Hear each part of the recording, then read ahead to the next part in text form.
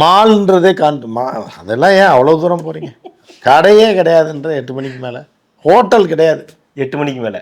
ஹோட்டலே கிடையாது. ஹோட்டலே தலைநகர் பாட்னால ஹோட்டல் கிடையாது. நீங்கள் எந்த ஹோட்டலில் தங்குறீங்களோ அவன் உங்களுக்கு பிரேக்ஃபாஸ்ட்டு சாப்பாடு ஆக்கி போட்டால் உண்டு. இல்லைன்னா ரோட்டில் இருப்பாங்க, சட்டையே போட்டுருக்க மாட்டாங்க பலரும். ஒரு ட்ரௌசரை போட்டு இப்படி இப்படி செறிஞ்சிக்கிட்டு இருப்பா, மாவை எடுத்து பனஞ்சு அடித்து அப்படி போடுவான் பூரி.